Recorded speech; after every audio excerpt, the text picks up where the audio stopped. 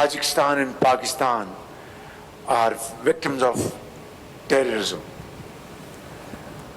Pakistan has faced this menace for long years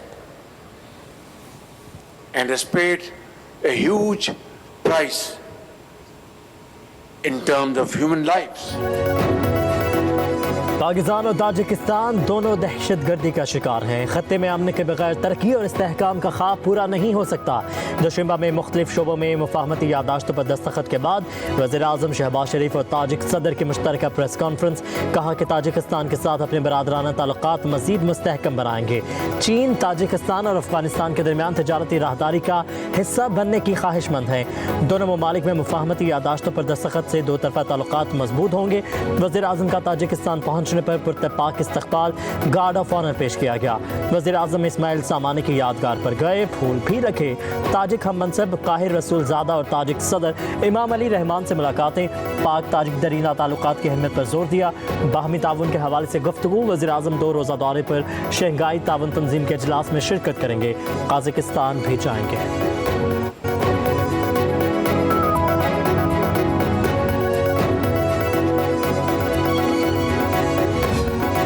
सियासी जमात को इंतखाबात से बाहर कर दिया गया।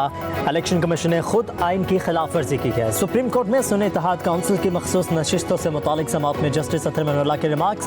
कहा कि इलेक्शन कमीशन ने गैर आइनी इक़दामात किए तो क्या अदलिया की जिम्मेदारी नहीं कि उसे दुरुस्त करे। आइन की बुनियाद ही जमहूरियत पर खड़ी है। अटॉर्नी जनरल साहब आपने बुनियादी सवाल का जवाब ही नहीं दिया। अटॉर्नी जनरल ने कहा कि आइन के मुताबिक किसी सूरत कोई नशिस्त खाली नहीं छोड़ी जा सकती। जस्टिस मंसूर अली शाह ने रिमार्क्स दिए कि माजी में कभी आज़ाद अरकान का मामला अदालत में नहीं आया। इस मरतबा आज़ाद अरकान की तादाद बहुत ज़्यादा है और केस भी आया है। जस्टिस आयशा मलिक ने कहा कि अरकान की तादाद बहुत ज़्यादा है और केस भी आया है। जस्टिस आयशा मलिक ने कहा कि आज़ाद उम्मीदवारों की तादाद 2024 में बहुत बड़ी है। जस्टिस मुनीब अख्तर ने रिमार्क्स दिए कि इतनी बड़ी तादाद में आज़ाद उम्मीदवारों का इलेक्शन कमीशन की गलती के नतीजे में सामने आना बड़ा सवाल है। क्या सुप्रीम कोर्ट को इस गलती को सुधारना नहीं चाहिए? चीफ जस्टिस बोले, क्या किसी फरीक ने यह कहा कि नशिस्तें खाली रहेंगी? हर फरीक कहता है कि नशिस्तें हमें दी जाएं। जो मामला सुप्रीम कोर्ट के सामने है ही नहीं, इस पर क्यों वक्त लगा रहे हैं? चीफ जस्टिस ने कहा कि नजरिया ज़रूरत के तमाम फैसलों में इंसाफ के तकाज़ों का ही जिक्र है। जब कुछ ठोस मवाद ना मिले तो इंसाफ की अपनी मर्जी की तशरीह की जाती है। कहा कि कुछ जजेस दाना होंगे, मैं इतना दाना नहीं हूँ। पाकिस्तान को एक बार आइन के रास्ते पर चलने दें। अटॉर्नी जनरल ने दलाल मुकम्मल कर लिए। केस की मजीद समात। Justice Aalia Neelum Lahore high court, justice Shafi Mohammad Siddiqui Sindh high court के चीफ जस्टिस होंगे। जुडिशल कमीशन ने मंजूरी दे दी। जुडिशल कमीशन का इजलास chief justice Pakistan justice Qazi Faez Isa की ज़ेर सदारत हुआ। इजलास में लाहौर हाई कोर्ट के चीफ जस्टिस के लिए 3 जजों के नाम ज़ेर गौर आए। कायम मकाम chief justice Shujaat Ali Khan, justice Ali Baqar Najafi और जस्टिस आलिया नीलम के नामों पर गौर किया गया। जस्टिस आलिया नीलम के नाम की सिफारिश के मुतफ़िका तौर पर की गई। वह सीनियरिटी लिस्ट में 3रे नंबर पर थी। Justice Shafi Mohammad Siddiqui Sindh high court के सीनियर तरीन जज हैं। Justice Aalia Neelum Lahore high court की पहली खातून चीफ जस्टिस होंगी। जुडिशल कमीशन ने मामला हतमी मंजूरी के लिए पार्लिमानी कमेटी को भिजवा दिया।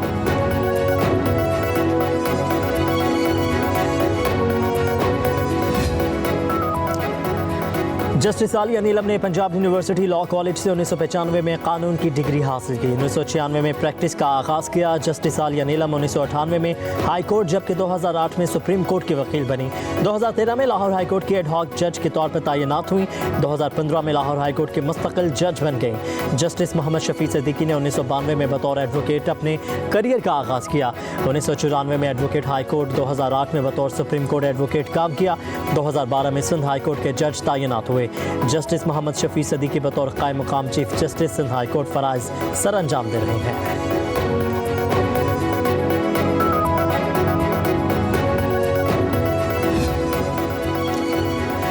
अक़वाम मुत्तहिदा के आज़ाद माहिरीन के ग्रुप ने बानी PTI की फौरी और गैर मशरूत रिहाई का मुतालबा कर दिया। जनेवा में कायम वर्किंग ग्रुप बराए सवाबदीदी हिरासत के मुताबिक पाकिस्तानी हुकाम के पास कैद की कोई कानूनी बुनियाद नहीं है। साबिक़ वज़ीर-ए-आज़म की कैद इंसानी हकूक़ के आलमी एलामिये, शहरी और रियासती हकूक़ के मुआहदों के 1 दर्जन आर्टिकल्स की खिलाफ वर्जी है। बानी PTI के खिलाफ इस्तग़ासा शुरू से ही कानून के दायरे में नहीं था। बज़ाहिर इनको सज़ा का मकसद इंतखाब लड़ने से नाअहल करार देना था। वर्किंग ग्रुप ने पाकिस्तानी हुकूमत से दरख्वास्त की है कि वह सूरत हाल को आलमी असूलों के मुताबिक लाने के लिए ज़रूरी इक़दाम उठाए। ये वर्किंग ग्रुप अक़वाम मुत्तहिदा के इंसानी हकूक़ काउंसिल को रिपोर्ट करता है। वफाकी वज़ीर क़ानून सेनेटर आज़म नज़ीर तारर ने बानी PTI की गिरफ्तारी और ज़ेर इल्तवा मुक़दमात को पाकिस्तान का दाखिली मामला करार दे दिया। अक़वाम मुत्तहिदा के वर्किंग ग्रुप की रिपोर्ट पर रद्द-ए-अमल देते हुए कहा कि खुद मुख्तार रियासत के तौर पर पाकिस्तान में अदालतों के ज़रिए आइन और मरवजा क़वानीन पर अमल होता है। बानी PTI को मुल्की आइन और कानून और आलमी असूलों के मुताबिक तमाम हकूक़ हासिल हैं। वो एक सज़ा याफ्ता कैदी के तौर पर जेल में है। वज़ीर क़ानून के मुताबिक कई मुक़दमात में बानी PTI को रिलीफ मिलना शफाफ और मुनसिफाना ट्रायल और अदालती निज़ाम का मज़हर है। आइन, कानून और आलमी असूलों से मावरा कोई भी मुतालबा इम्तियाजी, जानिबदाराना और अदल के मुनाफिक कहलाएगा।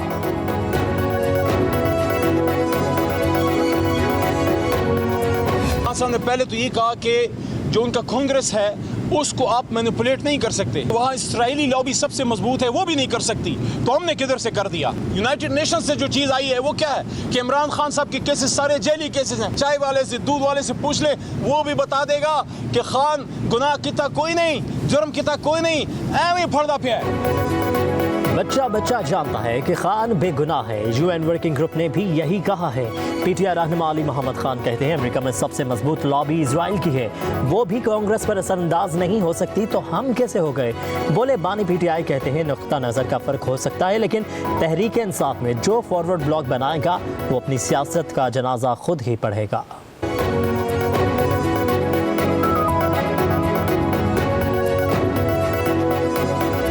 जो साजिश ये 2 साल चाहते रहे, साइफर का नाम लेकर ये साजिश हो गई, मीर जाफर पड़ गए, मीर सादिक पड़ गए।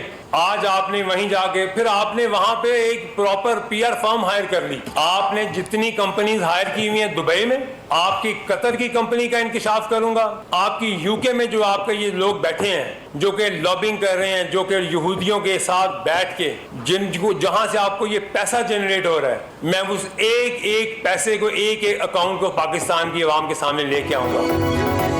PTI ने पाकिस्तान के खिलाफ साजिश की है। जुल्फी बुखारी ने UN वर्किंग ग्रुप में खत भेजा।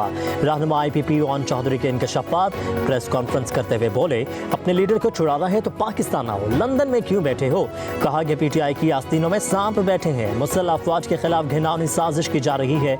इन लोगों को मुल्क दुश्मन एजेंसियां फंडिंग करती हैं। इन्हें पैसा कहां कहां से आता है सारी तफसील सामने रखूंगा। पहले साइफर की बात की, फिर वहां जाकर फर्म की खदमात हासिल की।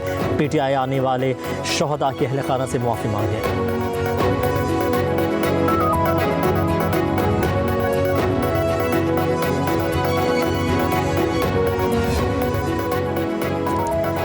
PTI ने कोई लॉबिंग फर्म हायर नहीं की। तर्जुमान रऊफ हसन का हुकूमती अरकान के बयानात पर रद्द-ए-अमल। कहा कि PTI में ऐसा तासुर नहीं कि छोड़कर जाने वालों को वापस लाया जाए। बानी PTI ने छोड़कर जाने वालों को किसी मरहले पर वापस लेने का नहीं कहा। मैंडेट चोरी करने वाली पार्टियों के सिवा तमाम जमातों से बात करेंगे।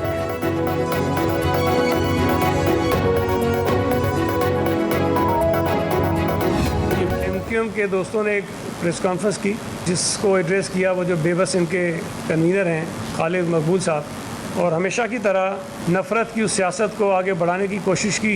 हम तो बार बार इस उम्मीद का इज़हार करते हैं कि ये एक नई MQM जो वजूद में आ गई, लेकिन इन्हें जब जहाँ मौका मिलता है ये साबित करते हैं कि आज भी पैरोकार उसी सियासत के हैं, उसी लीडर के हैं जिसने इस सूबे के अंदर लोगों में नफ़रतें पैदा की। जब भी सिंध में बेहतरी आना शुरू हो तो MQM जहर उगलने लगती है। रहनुमा पीपल्स पार्टी सईद गनी भी मुत्तहिदा कौमी मूवमेंट पर बरस पड़े। कहा कि मुत्तहिदा को नफरत का सबक बानी MQM ने पढ़ाया है। उनको जब मौका मिलता है साबित करते हैं कि वो उसी लीडर के पैरोकार हैं। सोचा था कि नई MQM पुरानी रविश छोड़ देगी। खालिद मकबूल सदीकी ने नफरत की सियासत आगे बढ़ाने की कोशिश की है।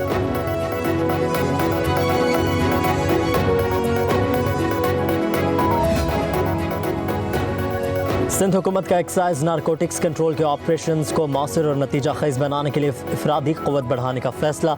सीनियर सूबाई वज़ीर शर्जील नामेमन की ज़ेर सदारत इजलास। महकमा एक्साइज की हाईवेज़ पर चौकियाँ मुकम्मल तौर पर फ़ाल करने और बैनुल सूबाई सरहदों पर नई चौकियाँ तामीर करने का भी फैसला किया गया। शर्जील नामेमन ने कहा कि मनशियात माशरे को खोखला कर रही है, रोज़ाना की बुनियाद पर कार्रवाइयाँ की जाएंगी।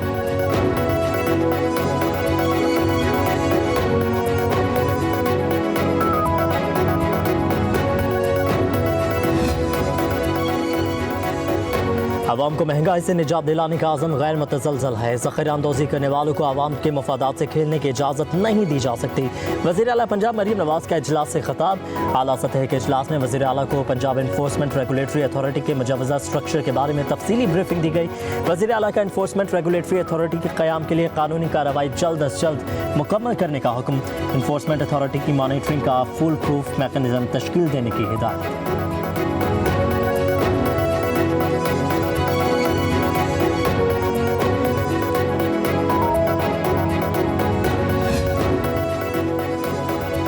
PTI की मौजूदा क़यादत मुश्किल वक्त में फवाद चौधरी की तरह भागी नहीं। तहरीक इंसाफ के रहनुमा शेर अफजल मरवत की फवाद चौधरी पर कड़ी तनकीद। कहा फवाद चौधरी पुलिस को देखकर जिस तरह भागे इससे पूरी तहरीक इंसाफ का सर शर्म से झुक गया।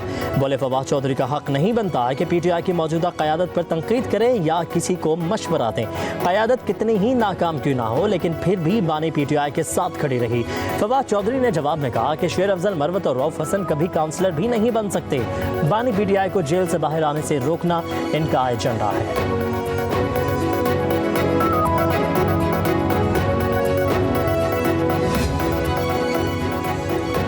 190 मिलियन पाउंड्स में बुशरा बीबी की जमानत मंजूर। एहतसाब अदालत के जज मोहम्मद अली वड़ाच ने दरखास्त जमानत मंजूर की। डिप्टी प्रोसिक्यूटर जनरल सरदार मुजफ्फर अब्बासी ने दलाल में कहा कि बुशरा बीबी की गिरफ्तारी मतरूक नहीं। चेयरमैन नैब ने वारंट गिरफ्तारी जारी नहीं किए। केस की मजीद समाअत 5 जुलाई तक मुलतवी।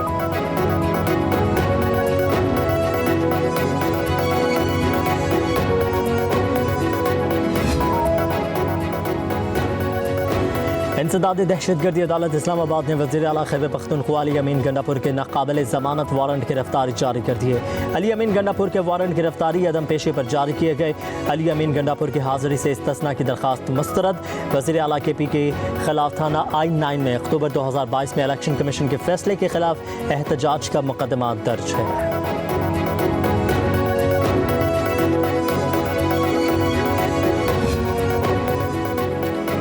इस्लामाबाद, रावलपिंडी, गुजरावाला, सियालकोट और लाहौर समेत पंजाब के मुख्तलिफ हिस्सों में 24 घंटों में बारिश की पेशगोई।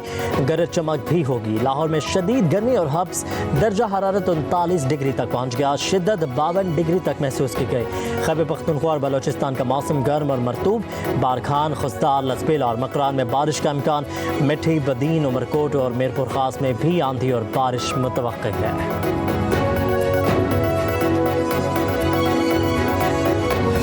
टोटल पेंशन 35,000 रुपया है। 40,000 रुपया बिल आ गया। ये मैं कहाँ से दूंगा? सफ़ेद पोश आदमी है हम। फ्रिज भी नहीं है, वो भी नहीं है, कुछ भी नहीं है। वॉशिंग मशीन कपड़े धो के हम हाथों से कपड़े धोते हैं। 1.5 मरले का घर है हमारा, देख सकते हैं। बिजली के भारी बिलों ने शहरियों की कमर तोड़ दी। हरबंसपुरा के गरीब माजूर पेंशनर को एक कमरे के घर का बिल 40,000 रुपये आ गया। घर में एक पंखा और एक फ्रिज चलती है। बुजुर्ग पेंशनर भारी बिल अदा करने के लिए घरेलू सामान बेचने पर मजबूर।